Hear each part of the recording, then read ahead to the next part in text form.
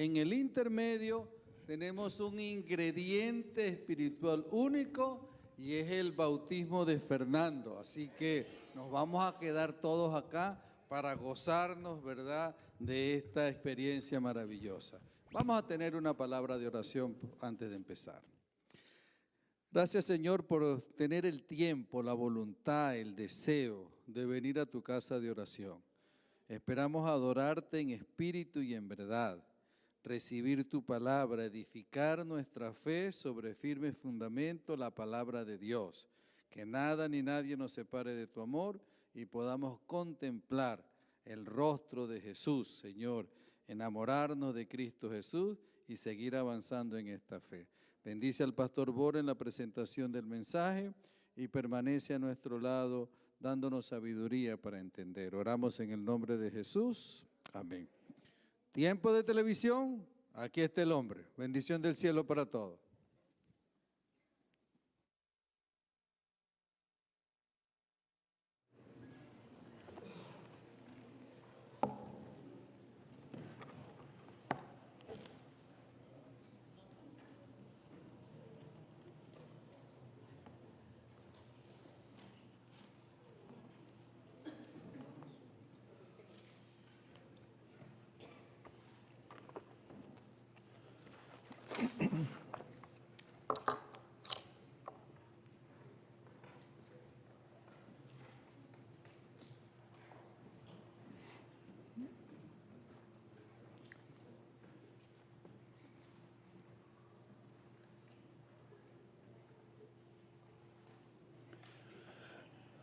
Muy buenas tardes, mis queridos hermanos y hermanas. Buenas tardes. Qué bueno que hayan hecho acto de presencia para venir aquí en esta tarde para estudiar la palabra del Señor.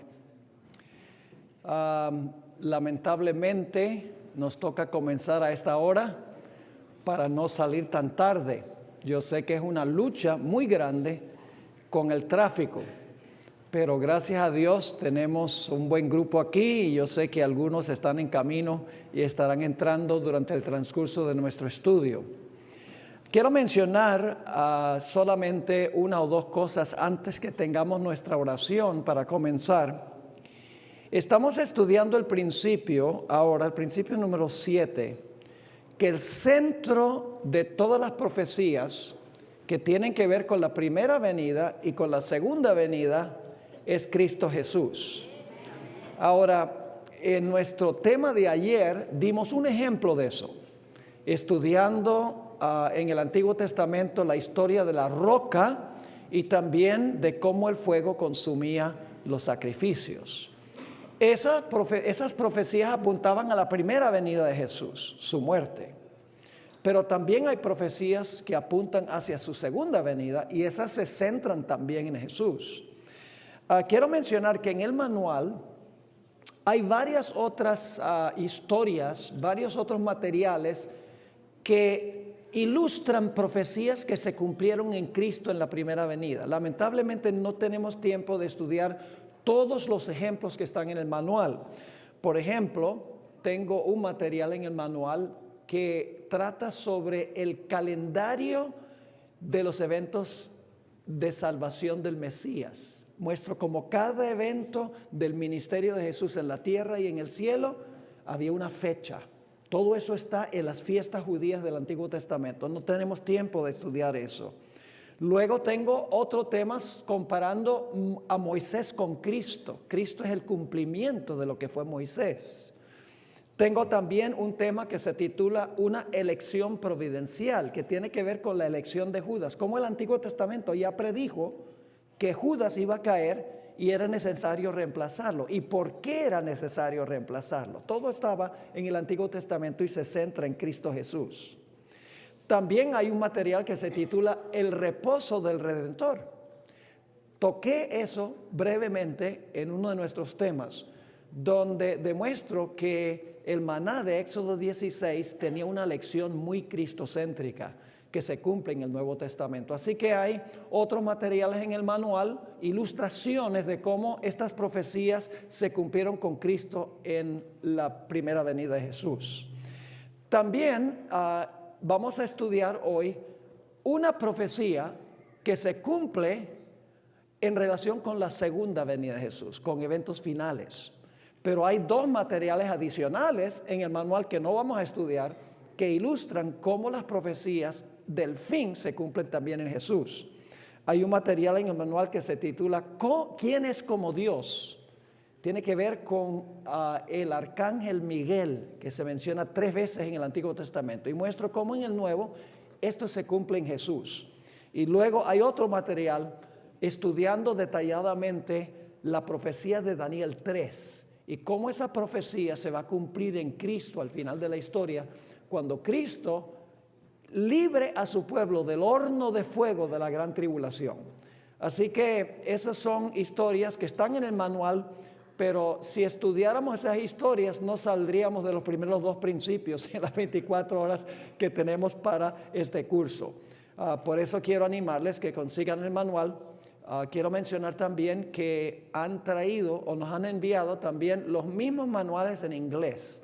Así que si alguien quiere conseguir los manuales en inglés, lo pueden hacer en la mesa de afuera, en la mesa de exhibición. Ahora sí vamos a tener una oración y entramos a estudiar una historia que apunta a Cristo como el libertador al final de la historia. Oremos. Nuestro Padre y nuestro Dios, gracias te damos por el privilegio de reunirnos aquí una vez más. Gracias por tu palabra que nos consuela, que nos fortalece, que nos da certeza y esperanza para un futuro mejor. Pedimos, Señor, al abrir esa palabra esta noche, que tu Santo Espíritu venga a llenarnos para que podamos comprender lo que vamos a estudiar y tomar una decisión de serle fieles a Jesús, cueste lo que cueste. Gracias, Padre, por escuchar nuestra oración, pues te la imploramos en el precioso nombre de Jesús. Amén. Vamos a comenzar en el manual nuestro estudio en la página 163. Página 163. Y el título de este material es La tipología del libro de Esther. Vamos a estudiar esta noche el libro de Esther. Indudablemente han leído esa historia muchas veces. Es una historia hermosa que ocurrió en el Antiguo Testamento. Pero es una historia que se va a repetir. Ya no en Medo-Persia, sino que se va a repetir a nivel global con el Israel espiritual de Dios al final de la historia. Pero lo primero que tenemos que hacer es estudiar la historia como está en el Antiguo Testamento, porque esa es la base para entender el cumplimiento final. Si no conocemos la historia literal y local del Antiguo Testamento, no vamos a poder entender el cumplimiento global con el Israel espiritual al final de la historia. En primer lugar, necesitamos estudiar algunos aspectos cronológicos en cuanto a la historia del Antiguo Testamento.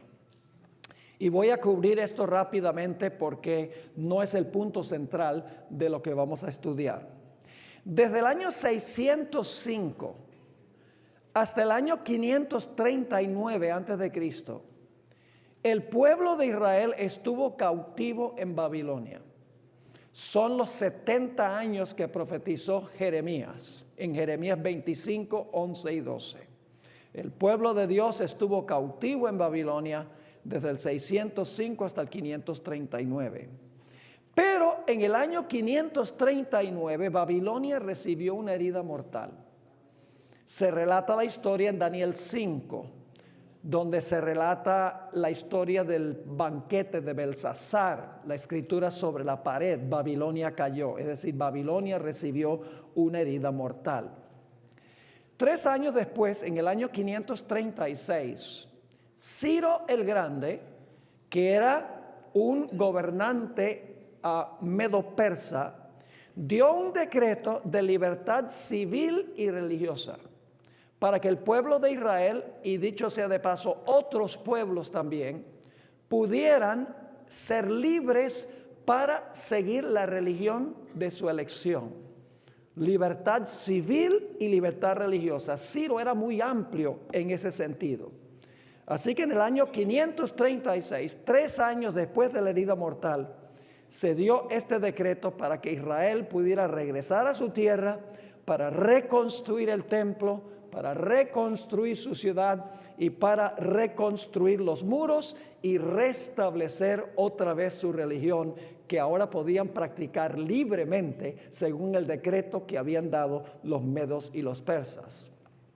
En el año 520, que es aproximadamente unos 14 años más tarde, otro rey medo-persa, en realidad era persa, con el nombre de Darío Histaspes, o Darío el Persa, como se conoce, dio otro decreto, nuevamente dándole libertad al pueblo de Dios, para que el pueblo de Dios reconstruyeran el templo y para que practicaran libremente su religión. Es decir, después de la herida mortal que recibió Babilonia, ahora se dan decretos para que Israel pueda practicar libremente su religión.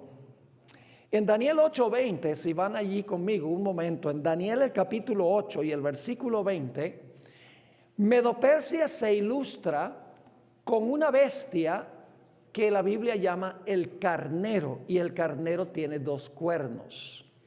Quiero que noten lo que dice Daniel 8 y el versículo 20. En cuanto al carnero que viste, que tenía 2 cuernos, estos son los reyes de Media y de Persia. Es decir, Medo-Persia, que dio estos decretos de libertad religiosa y libertad civil para Israel, se ilustra con una bestia que tiene 2 cuernos. Y lo interesante es que esa bestia que tiene 2 cuernos es una sola nación, pero esa nación se compone de 2 reinos, los medos y los persas. Quiero que recuerden estos detalles, porque estos detalles históricos se vuelven a cumplir otra vez al final de la historia. Pero lo interesante es que en el año 483 antes de Cristo, después que se habían dado los decretos en el año 536 y el año 520, dándole a Israel libertad civil y religiosa, decretos que se dieron en la capital de Medo-Persia. En el año 483 se levantó un rey que en la Biblia se le llama el rey Asuero, pero en griego su nombre es Jerjes. También era gobernante del imperio medo-persa. Pero ahora, en el año 483, Jerjes revoca los decretos que dieron los reyes anteriores y se realizan los eventos que relata el libro de Esther. Jerjes da un decreto para destruir al pueblo judío, porque su religión es diferente y porque su ley, la ley que ellos guardan, es diferente también. Es decir, la misma nación que es representada por un carnero con 2 cuernos, que garantizó libertad civil y religiosa después que Babilonia recibió su herida mortal, ahora esa misma nación da un decreto desde su capital para quitar la libertad civil y religiosa. ¿Les queda claro el panorama histórico? Esto se va a repetir de nuevo, así que quiero que recuerden el marco histórico. Ahora, hay varios protagonistas en la historia del libro de Esther. Estamos en la página 164 para los que están siguiendo el manual, en la parte de arriba del manual, de la página. Hay varios protagonistas en la historia de Esther. En primer lugar tenemos el rey Asuero. Su nombre en griego es Jerjes. Él es el que tiene el poder civil. Él representa el estado de Medo-Persia. Es el gobernante secular, por así decirlo. Pero también tenemos en segundo lugar una coalición religiosa. Esa coalición religiosa se compone de un personaje llamado Amán y la esposa de él, que aparece en las penumbras de la historia. Ella se llamaba Ceres. Así que hay el gobernante civil y luego hay Amán y su esposa, que quieren que haya legislación para destruir a los judíos. Tercer protagonista es Mardoqueo. Mardoqueo es el remanente a quien Amán y su esposa, usando al poder civil, quiere destruir. Pero no solamente quiere destruir a Mardoqueo, quiere destruir a todo el pueblo judío. Y luego, la protagonista central de la historia, Esther. Esther es la intercesora, la abogada del pueblo de Dios ante el poder civil. Esos son los 4 protagonistas centrales de la historia. Ahora, ¿cuáles son los puntos de conflicto en esta historia? ¿Sobre qué se trata este conflicto en el libro de Esther? Lo primero que quiero que notemos es que la historia de Esther es la culminación de una larga trayectoria de odio entre un personaje y el pueblo de Israel.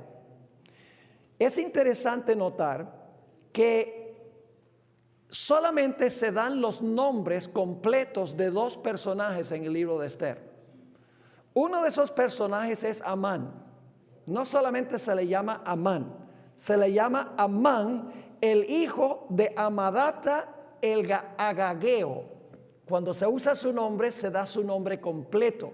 Y es importante reconocer la palabra Agageo. Eso viene del tiempo de Saúl, comienzos de la historia de la monarquía de Israel. Y se menciona también el nombre completo de Mardoqueo. Es Mardoqueo el judío.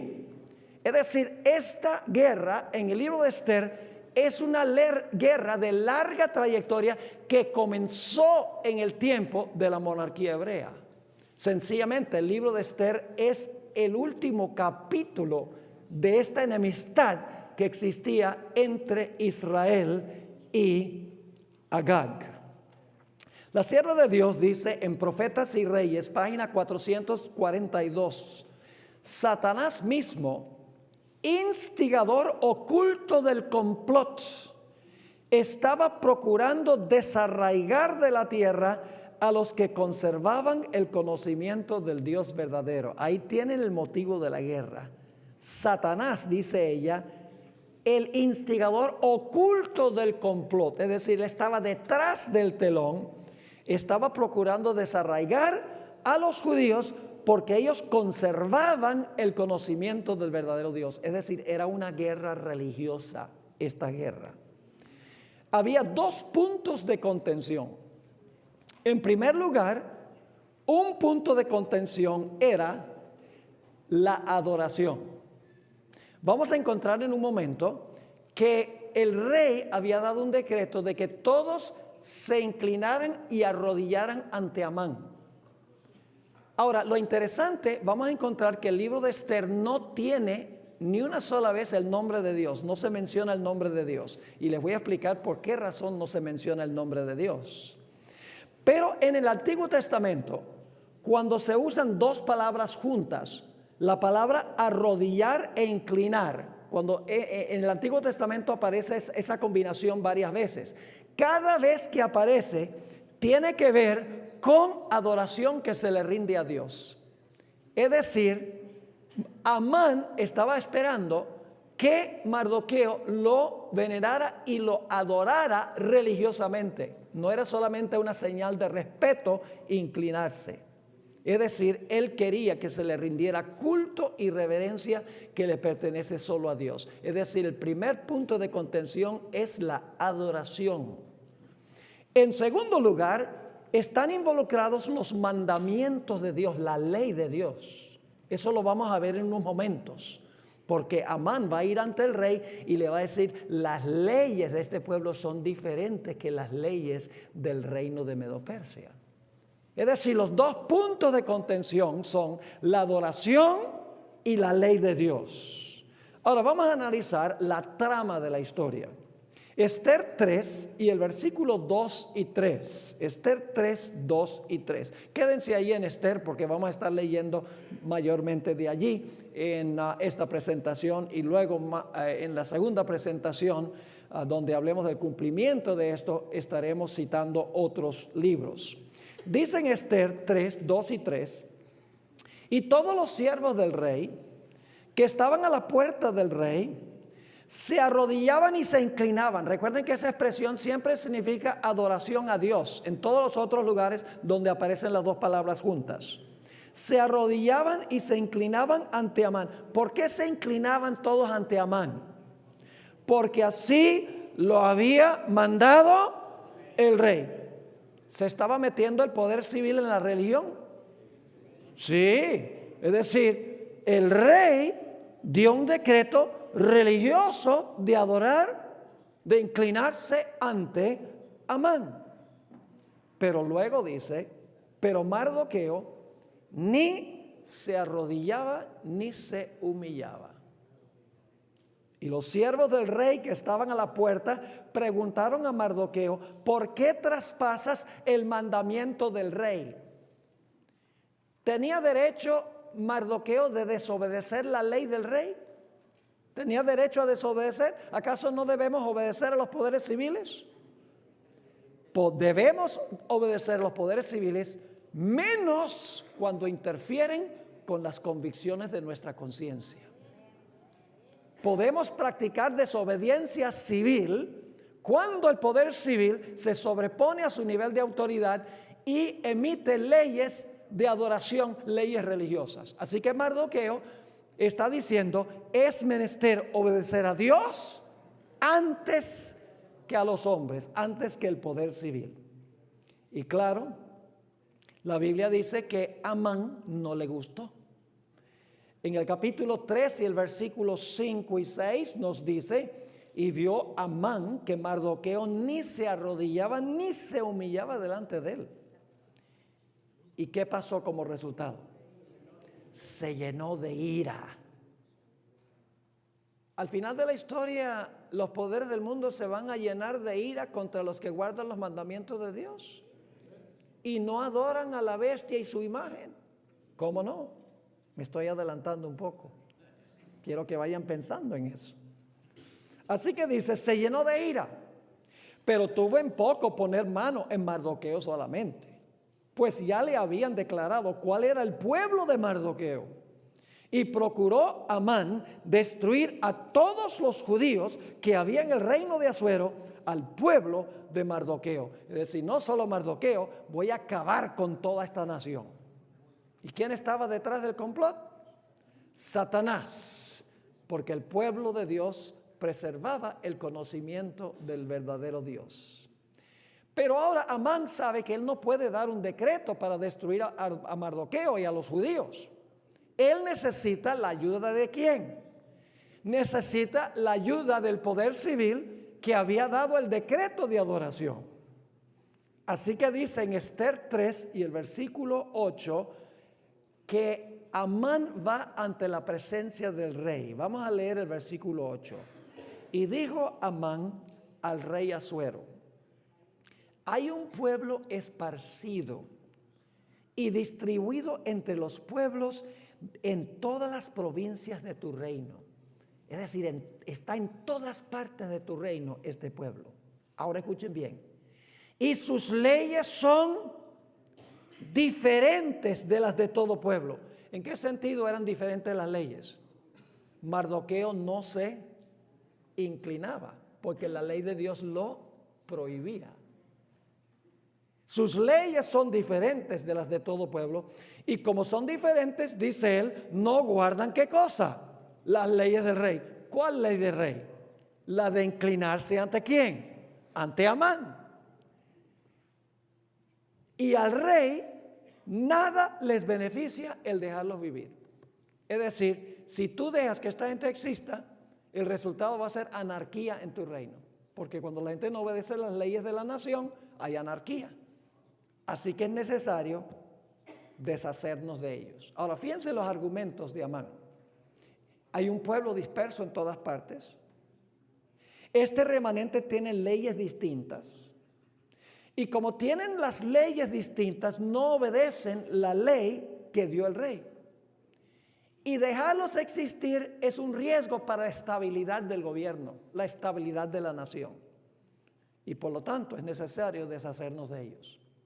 Ahora yo pregunto, ¿el panorama que le presentó Amán al rey, era cierto ese panorama? ¿Que el pueblo era un peligro para la nación y que iba a causar anarquía y problemas en el reino? ¿Era verdad eso? No. ¿Qué hizo él?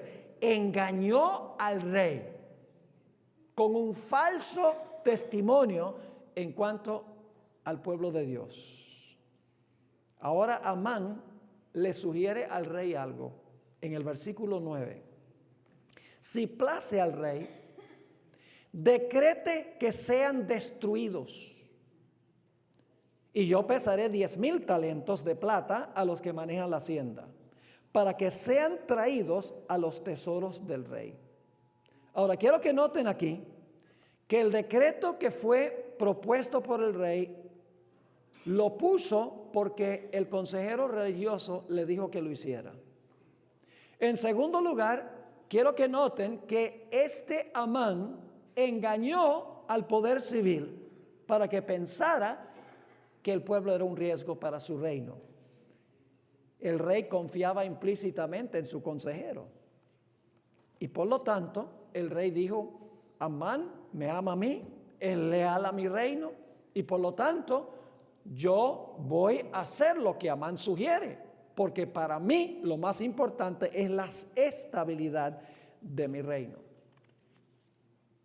Ahora quiero que noten las características del decreto de muerte, porque esto es un decreto de muerte contra aquellos que tienen leyes distintas, que no practican falsa adoración, que ha sido mandado por el poder civil. En primer lugar, el decreto de muerte que sugiere Amán y que implementa el rey se encuentra en el capítulo 3 y el versículo 10 al 12. En primer lugar, era un decreto en todo el reino, era universal en esa época. Noten el versículo 10 al 12. Entonces el rey quitó el anillo de su mano y lo dio a Amán, hijo de Amadata, Agageo, enemigo de los judíos. Y le dijo, la plata que ofreces sea para ti y asimismo el pueblo, para que hagas de él lo que bien te pareciere. Fíjese que confía implícitamente en su consejero religioso. Dice, bueno, si tú dices que es un problema para el reino, encárgate de ellos. Sigue diciendo, entonces fueron llamados los escribanos del rey, en el mes primero al día 13 del mismo. Y fue escrito conforme a todo lo que mandó, ¿quién? Amán. ¿Pero por autoridad de quién? Por autoridad del rey, muy bien. A los sátrapas del rey, a los capitanes que estaban sobre cada provincia y a los príncipes de cada pueblo, a cada provincia según su escritura y a cada pueblo según su lengua. En nombre del rey Asuero fue escrito y sellado con el anillo del rey. Yo pregunto, ¿este decreto se aplicaba en todo el reino medo-persa? Dice cada pueblo, según su escritura, según su lengua, cada provincia. Es decir, era global en todo el reino de los medos y los persas. Podríamos decir que era universal.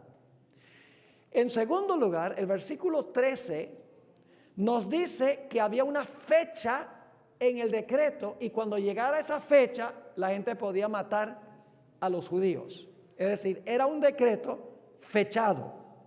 Dice ahí en el versículo 13, y fueron enviadas cartas por medio de correos a todas las provincias del rey con la orden, ahora fíjense que había mucho odio porque se usan 3 palabras, con la orden de destruir, matar y exterminar. Había mucho odio ahí, ¿verdad? Exterminar a todos los judíos, jóvenes y ancianos, niños y mujeres, en un mismo día. En el día 13 del mes 12º, que es el mes de Adar, y de apoderarse de sus bienes. Es decir, había 11 meses entre cuando se firmó el decreto de muerte y después de 11 meses se podía ejecutar el decreto. Era un decreto con fecha y cuando pasara el tiempo se debía entonces ejecutar el decreto de muerte. El otro punto que quiero que notemos es que lo que está pasando aquí es odio religioso canalizado por el poder político. El poder político no es enemigo, del pueblo judío. Solamente porque el asesor religioso y su esposa le sugieren al rey que haga esto, es que el pueblo de Dios está en peligro. Pero el rey no es el enemigo del pueblo. El enemigo del pueblo es Amán y su esposa por el consejo que ellos le dan. Otro detalle es que todo el pueblo debía estar listo para ejecutar a los judíos cuando llegara esa fecha. Dice en el capítulo 3 y el versículo 14, la copia del escrito que se dio por mandamiento en cada provincia fue publicada a todos los pueblos a fin de que estuviesen ¿qué? Listos para aquel día. Es decir, estaban ansiando que cuando llegara ese momento, todos los habitantes iban a buscar a los judíos y los iban a exterminar. Además de eso, el decreto era irrevocable, no se podía cambiar. Dice en el libro Profetas y Reyes, página 442, y esto lo corrobora el libro de Daniel, las leyes de los medos y persas eran ¿qué? Eran incambiables. Por eso Darío no pudo librar a Daniel del foso de los leones, porque su decreto, su ley no se podía cambiar. Y este decreto de muerte era un decreto incambiable. Es decir, parecía que el pueblo judío estaba por perecer. No había esperanza humanamente hablando. Dice en Profetas y Reyes 4:42, el decreto de los medos y persas no podía revocarse.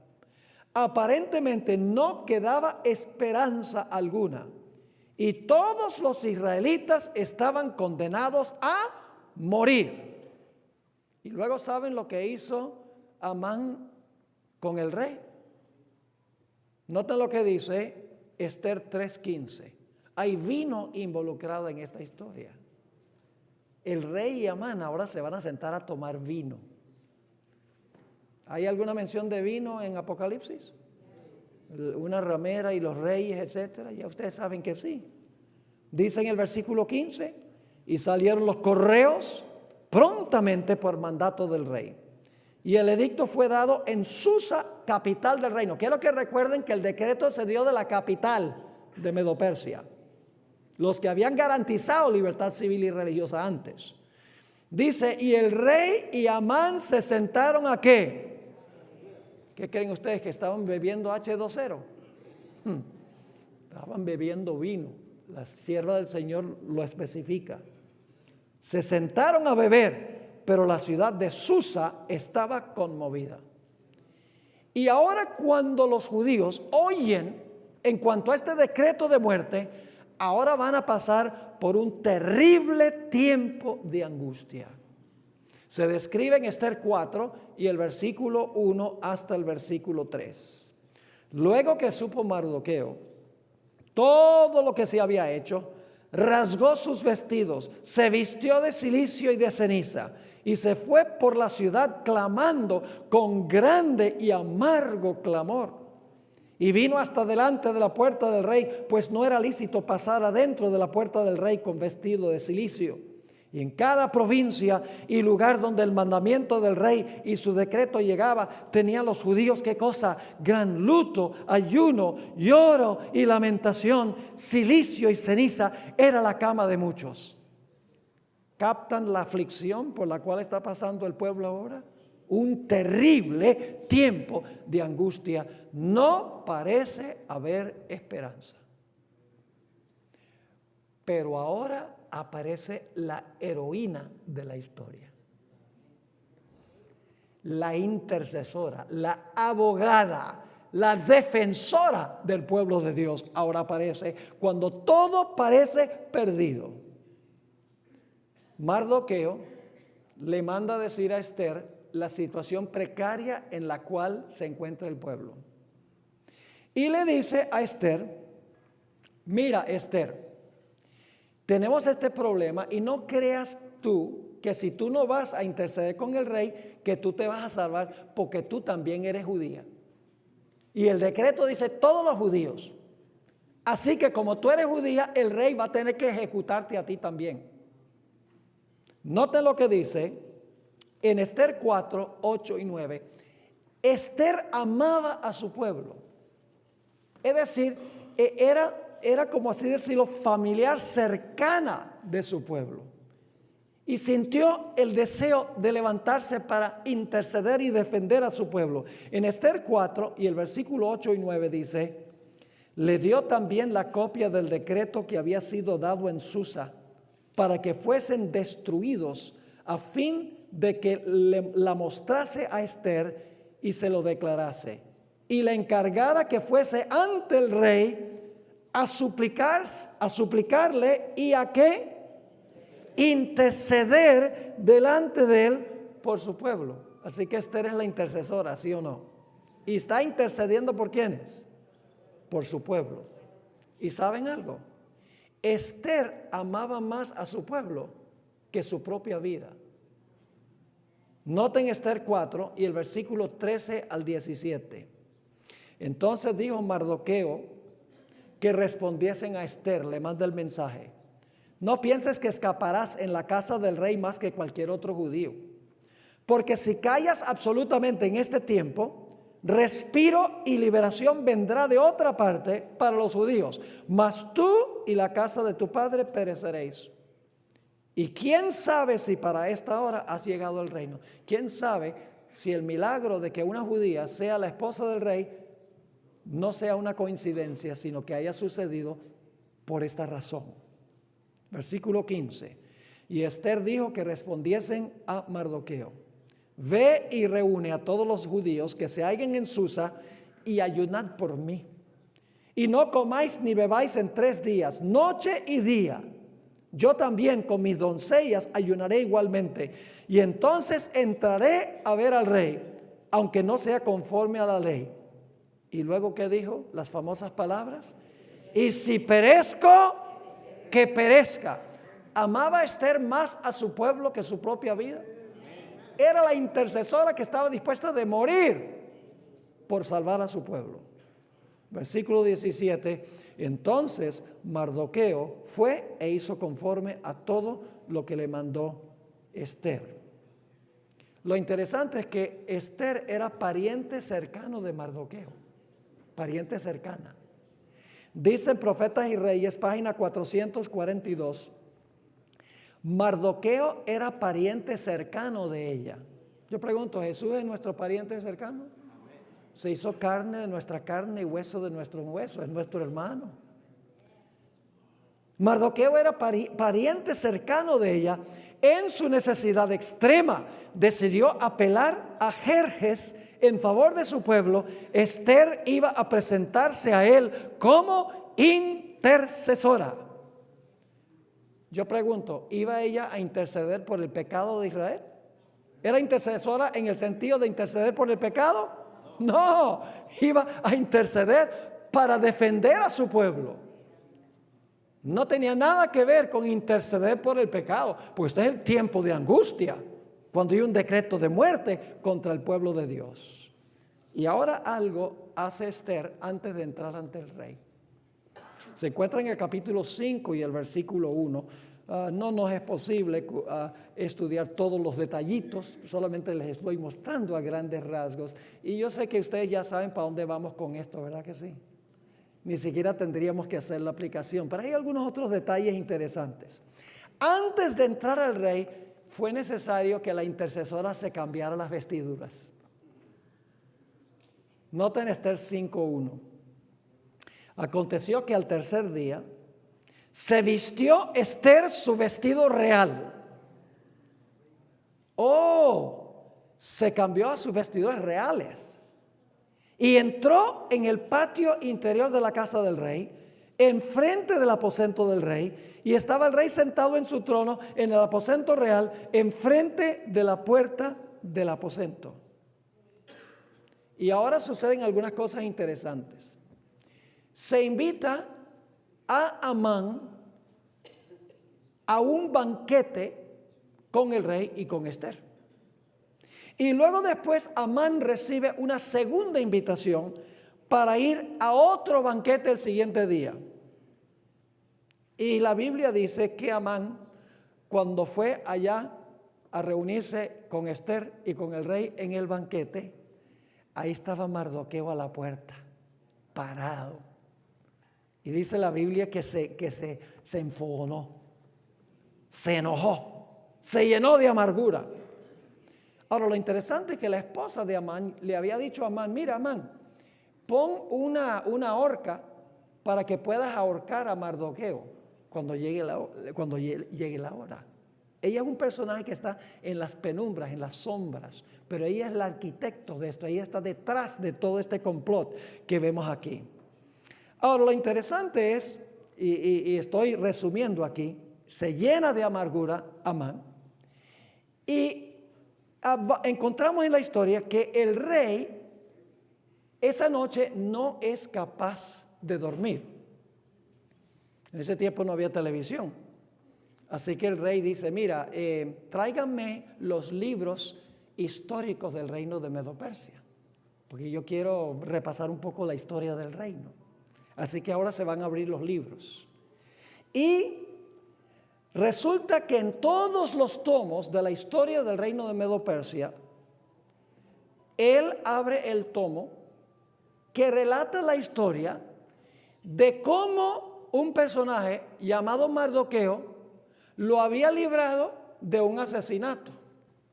Imagínense, de todos los tomos de la historia de Medo-Persia, porque habían pasado décadas de la historia, había indudablemente muchos tomos de la historia, saca el tomo que tiene que ver con Mardoqueo librándolo de un complot de asesinato. En Esther 6:1 dice: aquella misma noche se le fue el sueño al rey y dijo que le trajesen el libro de las memorias. ¿Qué es lo que va a examinar?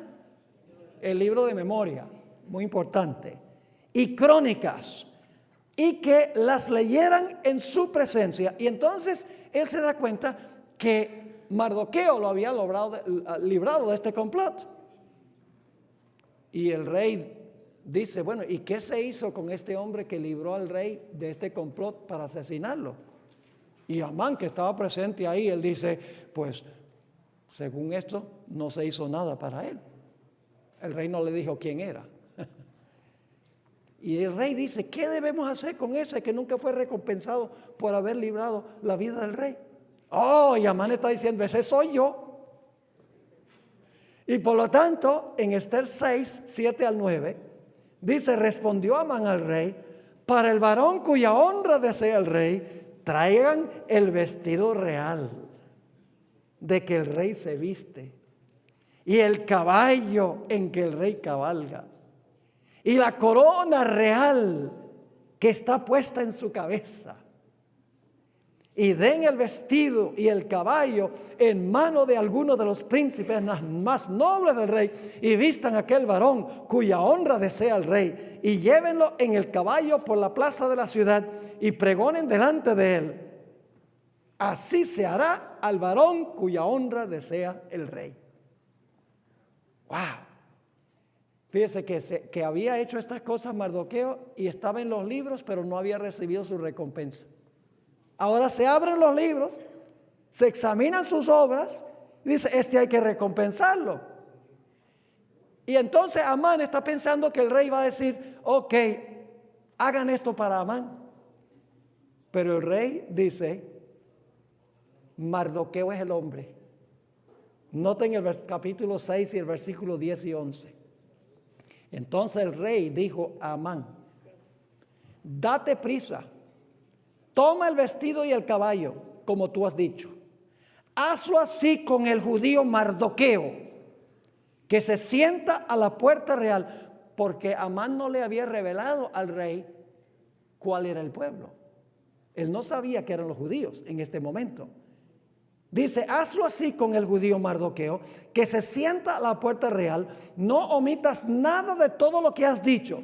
Y Amán tomó el vestido y el caballo y vistió a Mardoqueo y lo condujo a caballo por la plaza de la ciudad e hizo pregonar delante de él: así se hará el varón cuya honra desea el rey. Inclusive le tocó a Amán inclinarse ante Mardoqueo,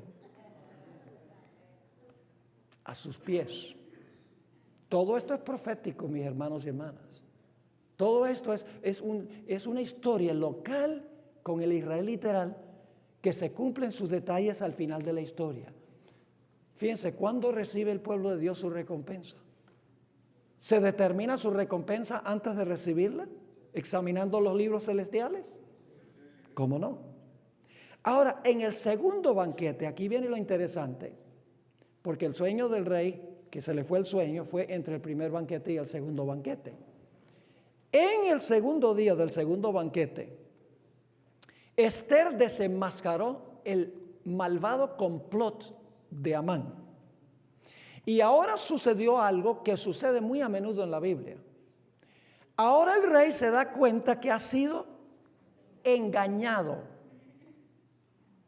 Y ahora el rey se llena de ira. Pero ya su ira no se va a manifestar contra los judíos, sino se va a manifestar contra el que lo engañó. ¿Están captando el cuadro? Me adelanto un poquito. En Apocalipsis dice que los reyes con que fornicó la ramera aborrecerán a la ramera. Todo esto va a tener un cumplimiento adicional.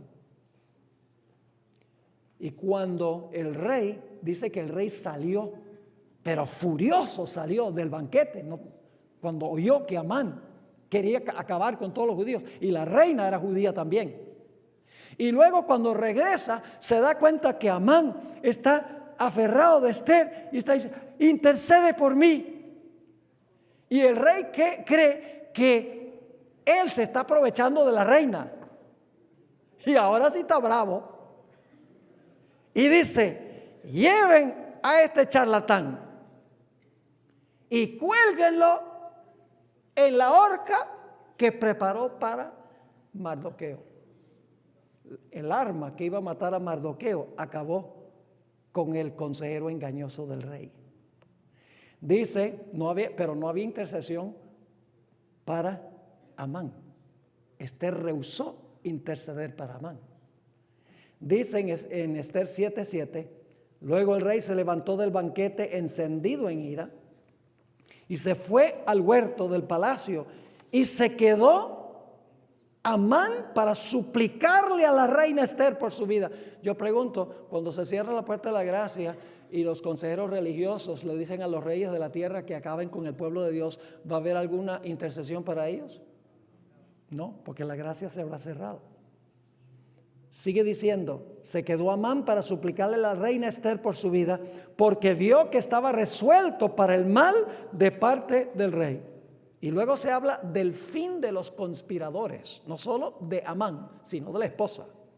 Dice en el capítulo 7 y el versículo 10, y también el capítulo 9, 25, dice, así colgaron a Amán en la horca que él había hecho preparar para Mardoqueo, y se apaciguó la ira del rey. Y en el 9:25 dice, mas cuando Esther vino a la presencia del rey, él ordenó por carta que el perverso designio que aquél trazó contra los judíos recayera sobre su cabeza y que colgaran a él y a sus hijos en la horca. Murieron con las armas que habían preparado para Mardoqueo. Ahora es interesante notar que todavía era necesario que el pueblo de Dios fuera librado. Así que ahora Esther intercede con el rey, y esto se encuentra en el capítulo 8 y el versículo 3 al 6. Volvió luego Esther a hablar delante del rey y se echó a sus pies, ¿qué? Oh, qué clase de intercesión. Ella ama a su pueblo, llorando y rogándole que hiciese nula la maldad de Amán agageo y su designio que había tramado contra los judíos. Entonces el rey extendió a Esther el cetro de oro, y Esther se levantó y se puso en pie delante del rey y dijo, si place al rey y si he hallado gracia delante de él, y si le parece acertado al rey y yo soy agradable a sus ojos, que se dé orden escrita para revocar las cartas que autorizan la trama de Amán, hijo de Amedata, agageo, que escribió para destruir los judíos que están en todas las provincias del rey, porque ¿cómo podré yo ver el mal que alcanzará a mi pueblo? ¿Cómo podré yo ver la destrucción de mi nación? ¿Amaba al pueblo? Estaba dispuesta a morir por el pueblo. Cuando vino el día de la batalla, Dios intervino para librar a su pueblo por medio de los ángeles. Noten Esther 8, versículo 11 y 12 y el capítulo 9 y los versículos 2 y el versículo 5.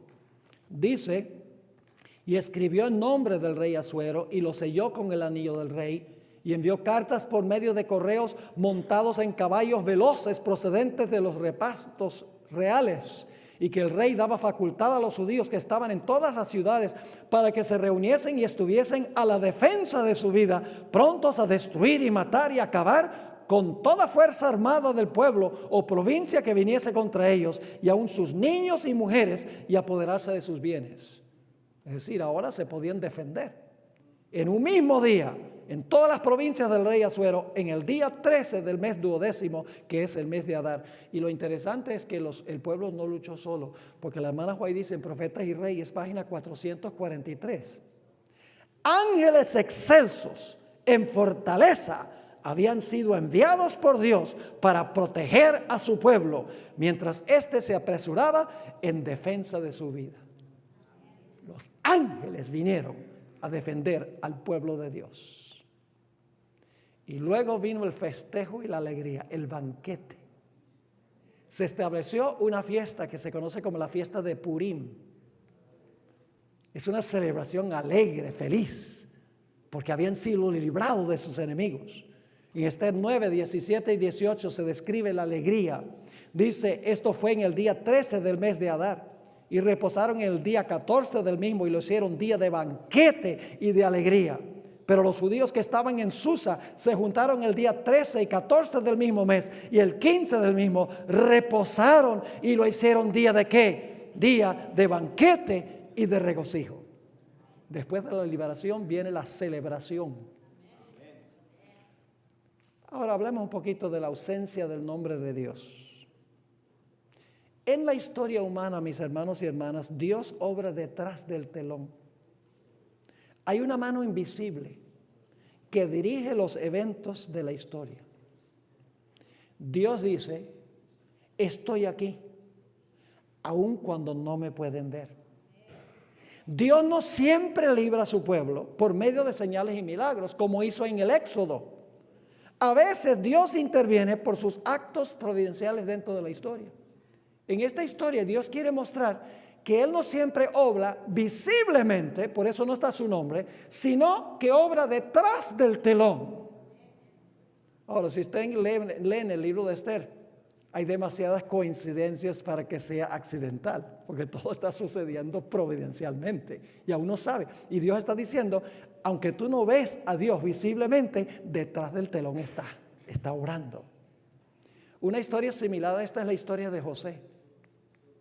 Supongamos que en la historia de José no hubiese existido el nombre de Dios. Supongamos que en toda la historia de José no se hubiera mencionado el nombre de Dios. ¿No creen ustedes que habría demasiadas coincidencias en la historia de José como para creer que no hay una mano que está dirigiendo toda la historia? Ahora quiero leerles, para concluir esta sección histórica, lo que dice la sierva de Dios en cuanto al tiempo del fin. Esto introducirá nuestra segunda presentación. Satanás despertará indignación contra la minoría que se niega a aceptar las costumbres y tradiciones populares. Hombres encumbrados y célebres se unirán con los inicuos y los viles para tomar consejo contra el pueblo de Dios. Las riquezas, el genio y la educación se combinarán para cubrir al pueblo de desprecio. Gobernantes, ministros y miembros de la iglesia, llenos de un espíritu perseguidor, conspirarán contra ellos. Fíjense, gobernantes, ministros y miembros.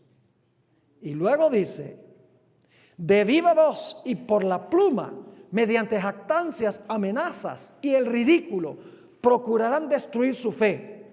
Por calumnias y apelando a la ira, despertarán las pasiones del pueblo. No pudiendo presentar una, así dicen las Escrituras, contra los que defienden el sábado de la Biblia, recurrirán a decretos opresivos para suplir la falta. A fin de obtener la popularidad y apoyo, los legisladores, escuchen, los legisladores son los políticos, ¿verdad? Los legisladores cederán a la exigencia por leyes dominicales. Pero los que temen a Dios no pueden aceptar una institución que viola un precepto del Decálogo. En este campo de batalla se peleará el último gran conflicto en la controversia entre la verdad y el error. Y luego fíjense cómo concluye la cita. Y no se nos deja en la duda en cuanto al resultado. Hoy, como en los días de Ester y Mardoqueo, el Señor vindicará su verdad y a su pueblo. Fíjense cómo, hablando del tiempo del fin, se refiere a Mardoqueo y su pueblo. Eso es Profetas y Reyes 4:44 y 4:45. Una última cita sobre esto. Introduciendo ya la segunda presentación en la segunda hora. Profetas y Reyes, página 444. Dice ella, el decreto que se promulgará finalmente contra el pueblo remanente de Dios será muy semejante al que promulgó Asuero contra los judíos. ¿Qué dice ella? El decreto que se va a dar finalmente contra el pueblo de Dios será muy ¿qué? Muy semejante al que promulgó Asuero contra los judíos. Hoy, los enemigos de la verdadera iglesia, ¿cuál iglesia es esa? ¿Cuál es la verdadera iglesia? Esta, la iglesia adventista, la iglesia verdadera. Hoy los enemigos de la verdadera iglesia ven en el pequeño grupo que observa el mandamiento del sábado un Mardoqueo a la puerta. ¿Ven la aplicación? La hermana White entendió este principio de que las profecías del Antiguo Testamento en realidad se centran en Cristo, porque Ester es un símbolo de Jesús, la defensora del pueblo de Dios. Cristo será el defensor del pueblo de Dios en el tiempo del fin, durante el tiempo de angustia. Vamos a encontrar que Daniel 12:1 es el cumplimiento. Cuando el rey del norte sale para destruir y exterminar al pueblo de Dios, dice que entonces se levantará Miguel. Ese es el Ester final. Se levantará Miguel, aquel príncipe que está por los hijos de tu pueblo, en favor de los hijos de tu pueblo. Y será tiempo de angustia, cual no hubo desde que hubo nación. Es decir, no es que el pueblo de Dios en el rapto se va a ir al cielo antes de la tribulación. Oh, no, van a pasar por la tribulación. Pero dice en Daniel 12:1, pero en aquel tiempo tu pueblo será libertado, todo aquel que se hallare escrito en el libro. Volviendo a esta última cita de la hermana White, dice ella, regresando un poquito aquí, hoy los enemigos de la verdadera iglesia ven en el pequeño grupo que observa el mandamiento del sábado un Mardoqueo a la puerta. La reverencia que el pueblo de Dios manifiesta hacia su ley es una reprensión constante para aquellos que han desechado el temor del Señor y pisotean su santo sábado.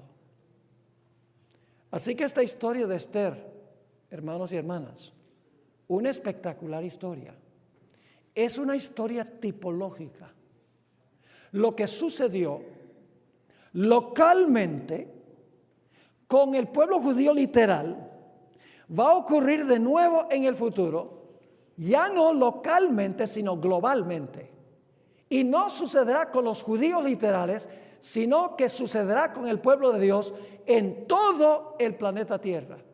Y los puntos de contención serán iguales. ¿Adoramos al Dios creador y aceptamos su señal? ¿O seguimos a la bestia, adoramos a la bestia y recibimos su señal? ¿Obedecemos los mandamientos de Dios, incluyendo el sábado? ¿U obedeceremos los mandamientos del hombre, específicamente el mandamiento del obispo de Roma? Esa será nuestra gran decisión. Oremos. Padre, hemos estudiado esta extraordinaria historia, que no solo es una historia, sino una profecía. Gracias por dejarnos este relato, porque sabemos que no tenemos nada que temer. Aún en los tiempos más difíciles sabemos que el Dios que intervino en el pasado intervendrá en el futuro. Sencillamente necesitamos aliarnos contigo, hacer un pacto. Hacemos ese pacto, Señor, esta noche. Gracias, Padre, por habernos acompañado en la primera hora. Acompáñanos ahora en el bautismo y en el segundo episodio. Gracias, Padre, en el nombre de Jesús. Amén. Amén.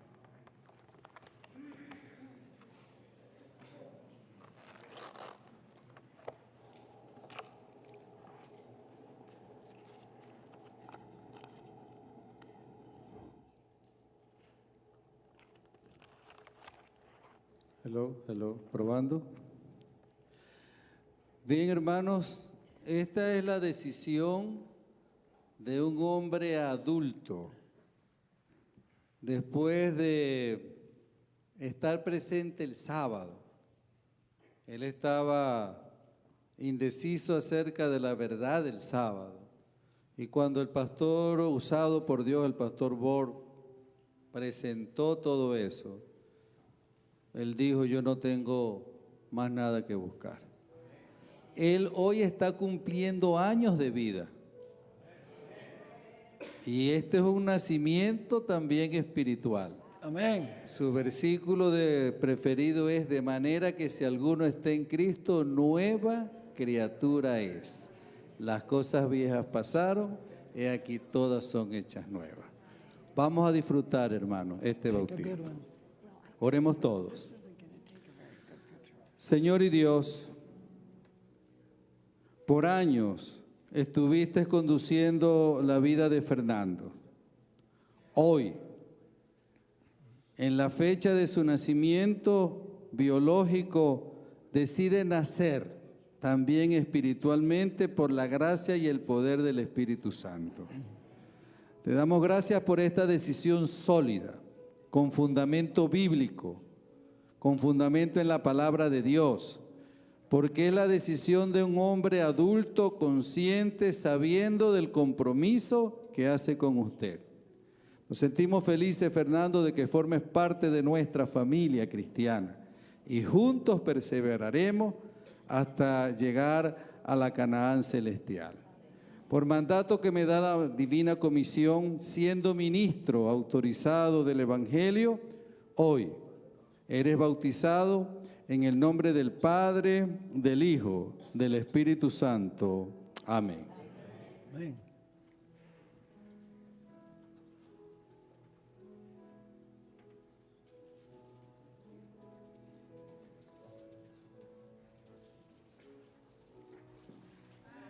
Amén. Amén. Hermanos, voy a dejar este bautisterio lleno durante toda esta semana, porque cuando el poder de la Biblia se abre, los corazones son impulsados a tomar esta decisión. Así que esto está open, abierto, listo para cumplir su función. Bendición del cielo para todos.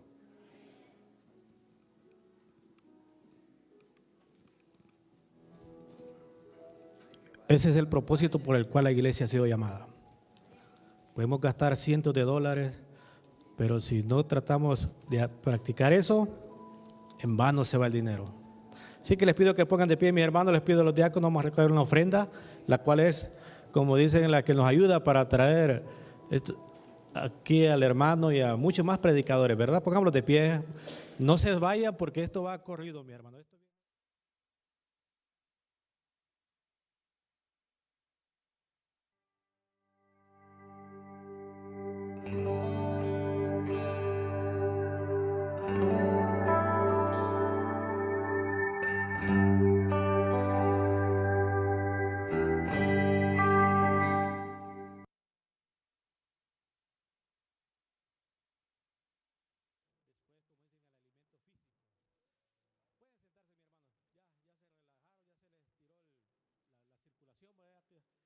Ahorita le voy a pedir al hermano, mientras los diáconos